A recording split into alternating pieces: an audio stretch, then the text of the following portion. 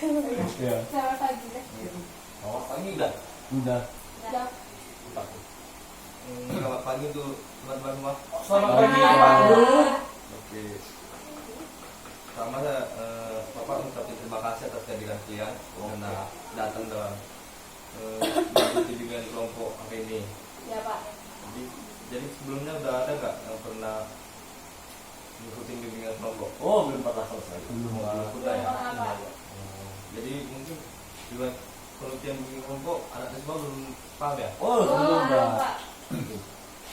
Oke, baik. Di sini akan mau jelaskan sedikit tentang bimbingan kelompok ya. Iya, Pak. Bimbingan kelompok itu adalah suatu kegiatan kelompok yang dilakukan oleh sekelompok orang dengan memanfaatkan dinamika kelompok, itu adanya interaksi, saling mengeluarkan pendapat, memberikan pendapat, saran dan sebagainya. Iya. Jadi di mana itu Bapak sebagai pemimpin bimbingan kelompoknya dan kalian anggotanya. Iya Pak, ya Pak. Paham? Paham. Juga. Jadi di sini sebelum Bapak menjelaskannya lebih dalam lagi, sebaiknya kita berdua terlebih dahulu ya. Iya, Pak. Kita masing-masing. Oh, Iya. Oke, berdua dimulai. Berdua selesai. Oke. Sebelumnya kalian udah saling kenal nggak? Oh, belum. Belum, Pak. Oke. Jadi sini mungkin Bapak akan bikin kenalannya dengan ini. Mungkin dimulai dari Rizky nanti ya. Iya. Berarti udah aku bilang namanya.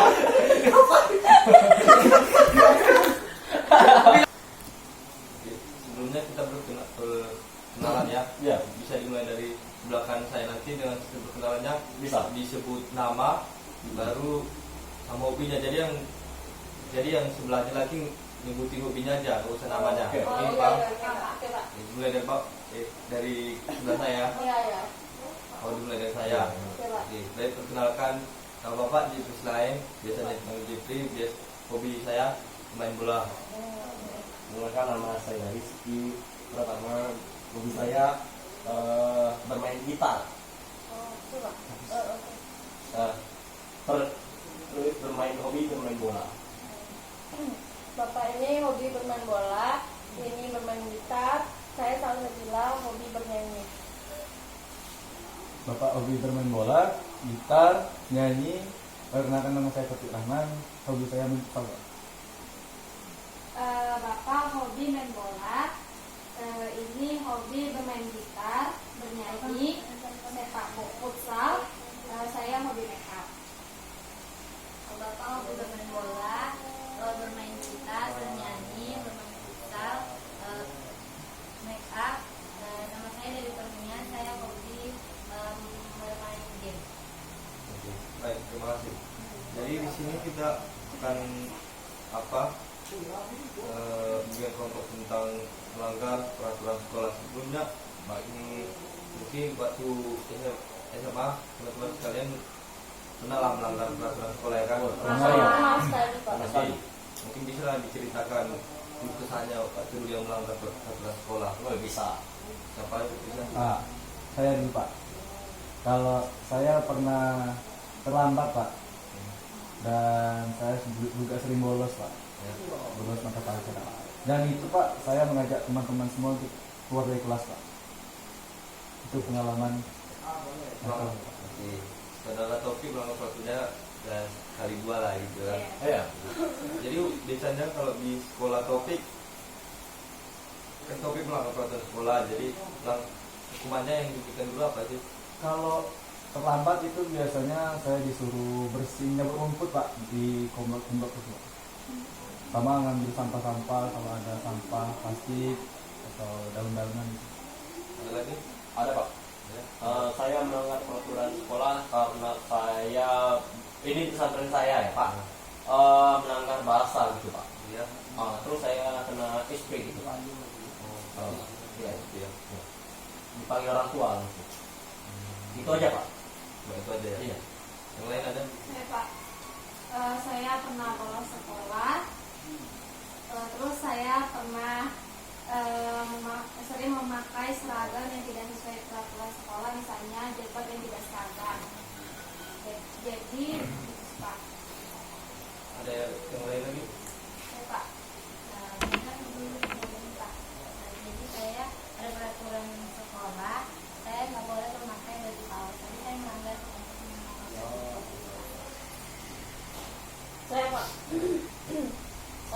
dulu pas di pesantren saya sering terlambat ke masjid, terus juga terlambat ke sekolah, terus terlambat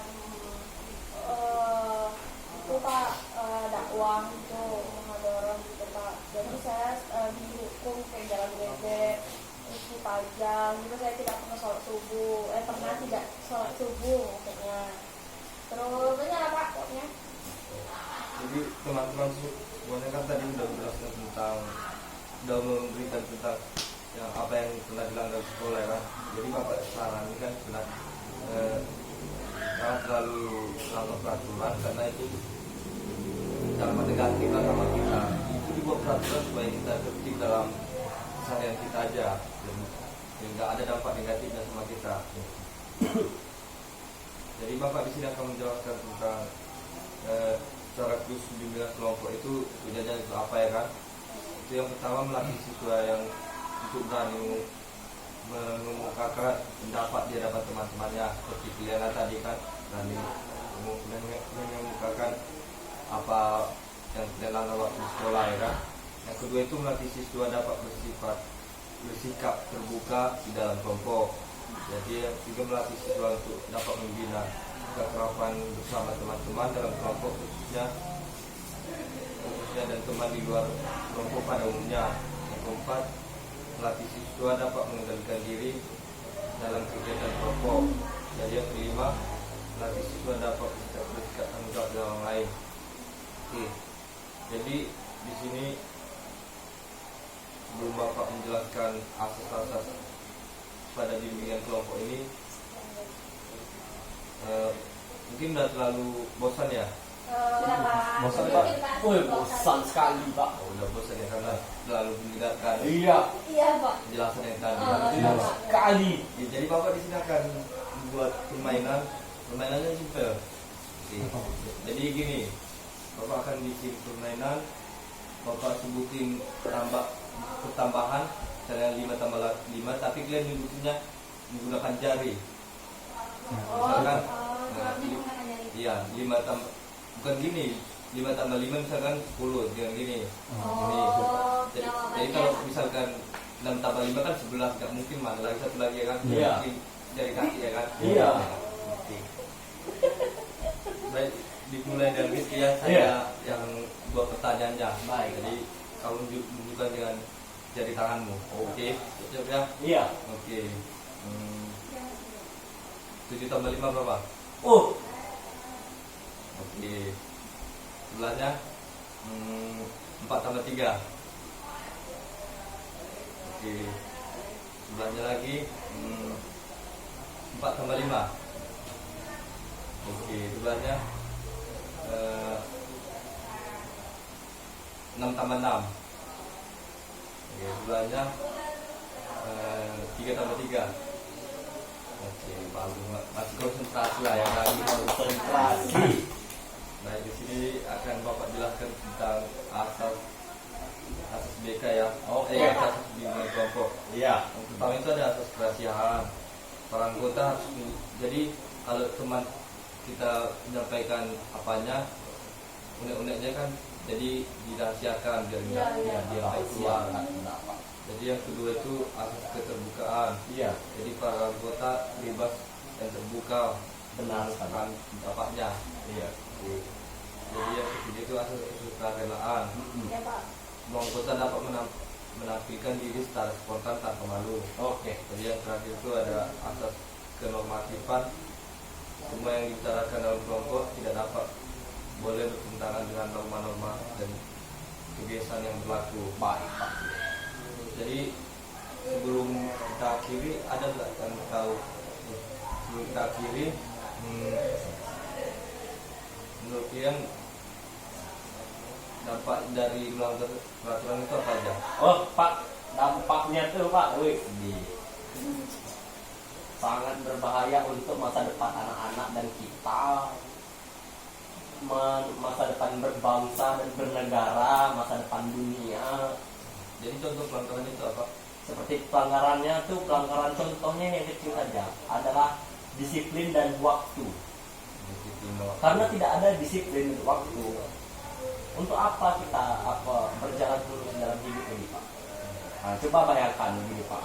Nah, ada suatu perusahaan kita harus datang kerja di 7.30.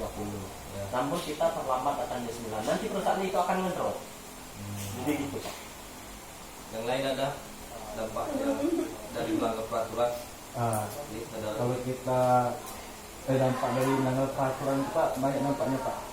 Contohnya saja Pak, misal kita melanggar peraturan lalu lintas Pak. Misal lampu merah kita melewati, itu akan terjadi kecelakaan. Nah, ini juga kalau kita melanggar peraturan di dalam hidup kita Pak. Misal kita melakukan kebebasan sehingga di luar batas itu Pak, itu akan menjadi dampak yang buruk juga itu. Seperti itu Pak. Ada yang lain?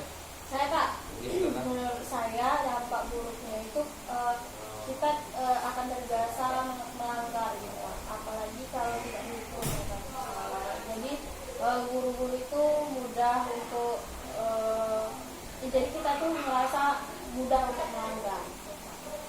Itu aja yang lain. Dan Pak, menurut saya dampak dari melanggar peraturan itu yang pertama orang tua dipanggil dari pihak sekolah.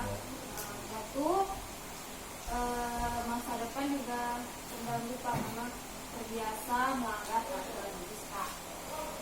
Ada lagi? Ya Pak, dampaknya itu untuk diri kita kayak kita jadi sering melanggar gitu Pak. Oke, jadi semuanya kan tadi selalu berdampak pada negatif ya kan? Iya. Nah, jadi karena berdampak pada negatif, jadi Bapak ingin tanya cara mengatasinya itu gimana lah? Ya Pak. Iya Pak. Cara mengatasinya, ada yang tahu gimana cara mengatasinya? Cara mengatasinya itu apa ya? Apa Pak ini Pak? Cara mengatasi biar kita nggak melanggar peraturan, kan berdampak negatif sama kita. Yang mengikuti gengsi Pak. Yang ikuti gengsi ya. Yang lain, cara mengatasi biar nggak melanggar peraturan.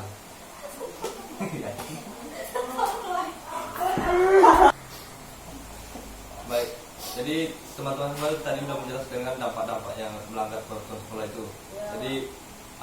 Jadi baru tanya tujuan cara mengatasinya lah, cara mengatasi biar nggak melanggar sebuah peraturan. Ada yang Nah, saya juga. saudara?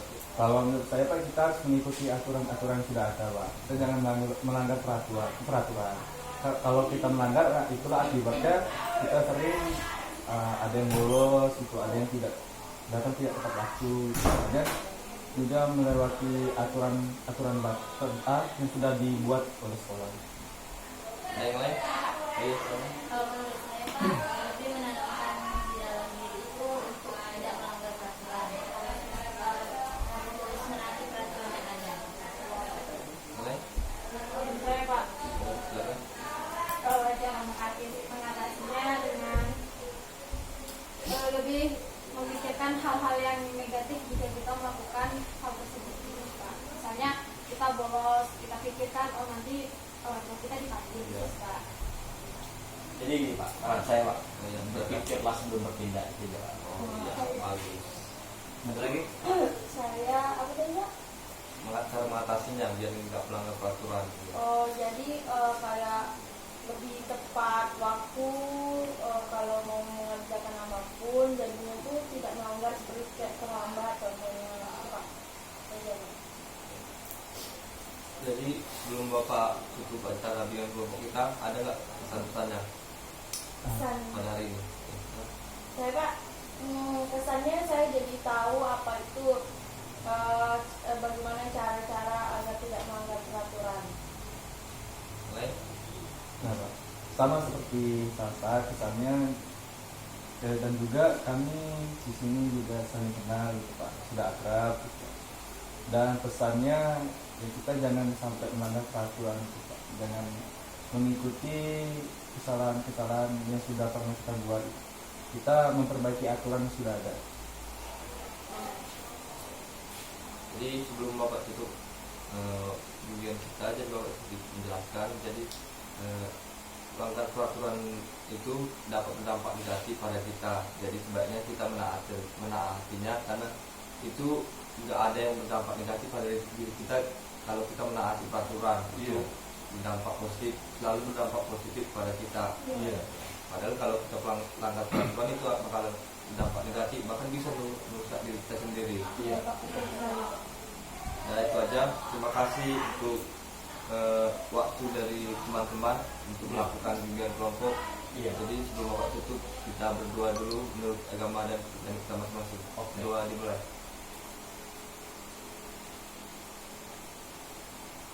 Doa selesai. Oke, terima kasih. Jadi untuk kapan kita bisa bimbingan kelompok? Minggu depan. Minggu depan. Kira-kira jam berapa? Ya, Pak, Jam. kita jam 10 ini. Ya, bulan pagi aja ya. Pak. Oke. Ya.